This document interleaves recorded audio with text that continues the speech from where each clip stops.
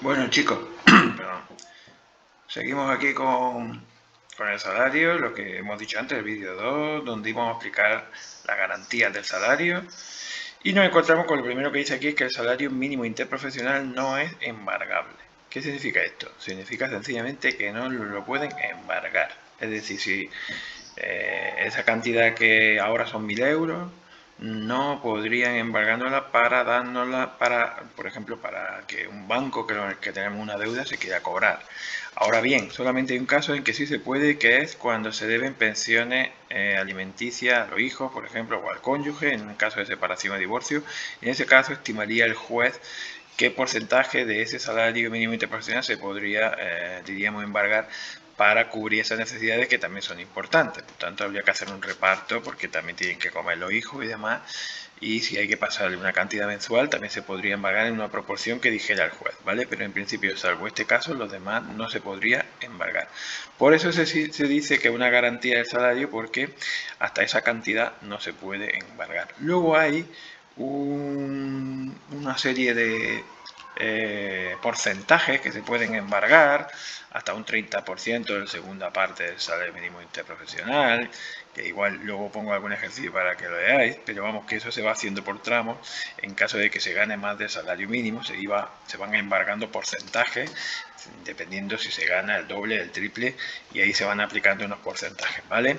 Vamos quedando ahora con la garantía del salario. Entonces, ¿qué significa que el salario tiene que es un crédito privilegiado? Pues sencillamente que lo que hemos dicho antes, que tiene preferencia sobre otros créditos. Acordaros que crédito es, diríamos,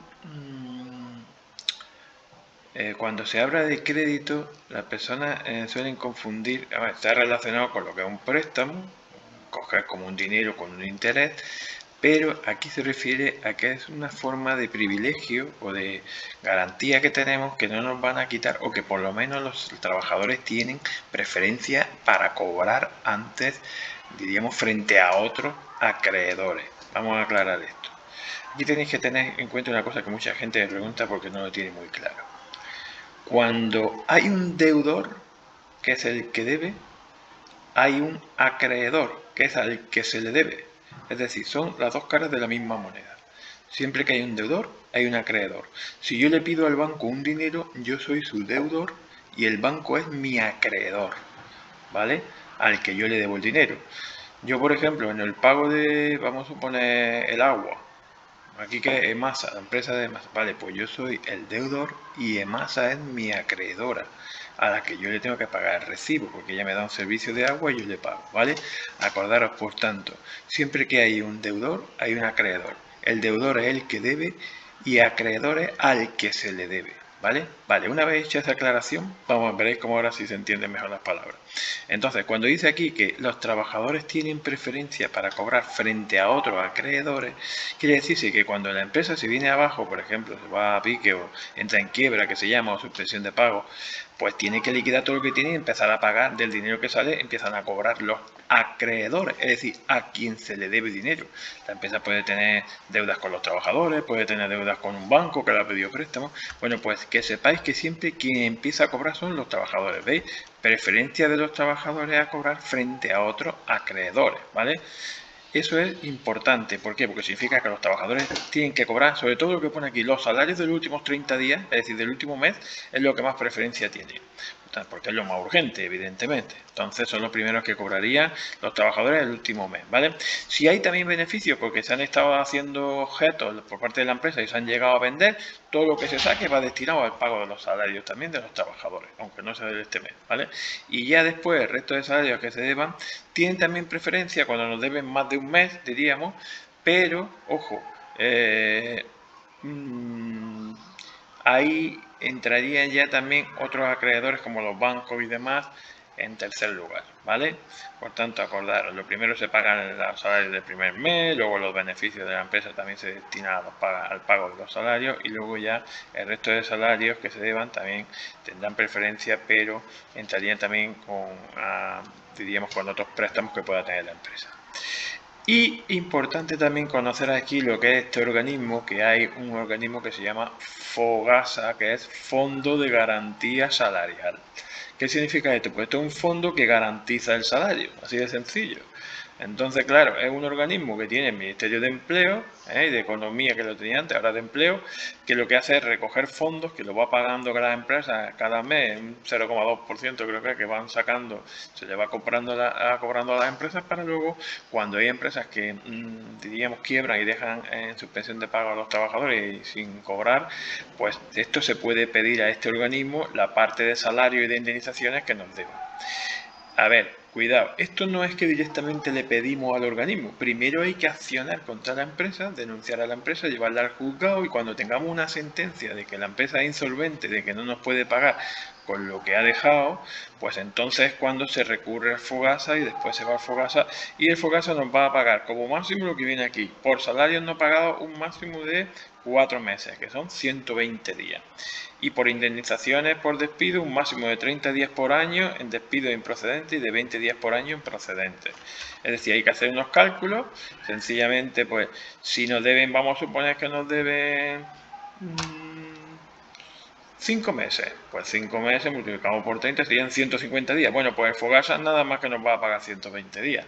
Es el límite, ¿vale? Habría que calcular 120 días por el doble del salario mínimo interprofesional diario. Es decir, habría que calcular lo que se gana al día del salario mínimo interprofesional, se multiplica por 2, que es el doble, y se multiplica a su vez por 120 días, y ese sería el máximo. ¿Que la empresa nos debe solo un mes? Pues no, pues nada más que tenemos que calcular 30 días por el doble del salario mínimo interprofesional diario y ya está. Este es el tope máximo. Si nos deben menos, nos pagarán lo que nos deben y si nos pasamos de estos días, nada más que vamos a cobrar hasta 120 días, ¿vale? Igual que las indemnizaciones por despido. Hay un máximo de 30 días por año. ¿Qué significa eso? Que, a ver, si nosotros hemos estado 20 años, vamos a suponer, en una empresa, pues no nos van a pagar el límite, aunque no lo pone aquí, son 360 días al año, en total, perdón. Entonces, si nosotros multiplicamos 30 por 20, pues son 600, no nos van a pagar 600 días, nos van a pagar como máximo 360 días, ¿vale? Es decir, que hay un límite a partir del cual ya perdemos lo que nos deba, porque diríamos que el Fogasa paga hasta un límite máximo, ¿vale? Acordaros, en salario máximo 120 días, en indemnizaciones 30 días por cada año con un máximo de 360 días, ¿vale? 30 días en despido improcedente y 20 días año en despidos procedentes, ¿vale? Luego haremos algún ejercicio para verlo, igual que la nómina, ¿vale? Y ahora pasamos a ver la estructura de la nómina, ¿vale? Que luego veremos. Hay un ejercicio que he subido también de cómo se hace una nómina autorrellenable y se va viendo esto, pero aquí lo vemos en teoría. Todas las nóminas tienen un encabezado, que son los datos de la empresa y del trabajador, luego el periodo de liquidación, que es el mes que se va a cobrar.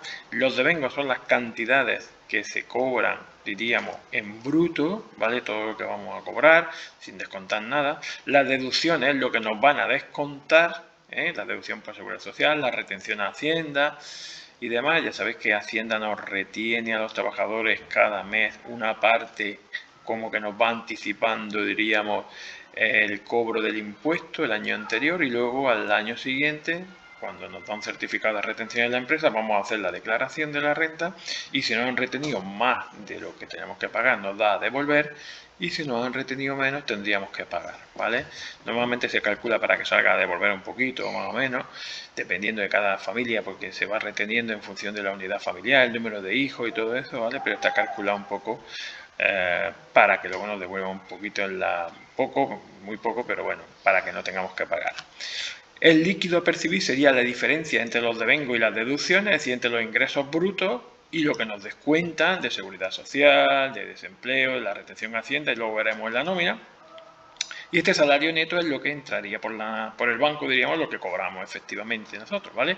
Y todo eso se hace en base a unas bases de cotización que se llaman, que es las cantidades que se calcula para aplicar los porcentajes que hay que introducir y pagar la cantidad correspondiente en función de la base de cotización. Entonces, por ejemplo, para la seguridad social se nos descuenta el 4,7%, para el desempleo el 1,55%, para la formación profesional el 0,1%, en fin, todo eso y la empresa paga otras cantidades. Nosotros, tanto trabajadores como empresas, tenemos que cotizar, que es aportar a la seguridad social, porque sabéis que la seguridad social es como una gran caja donde se va aportando, todos aportamos, y de ahí luego salen las pensiones, los paros, las jubilaciones y todo eso.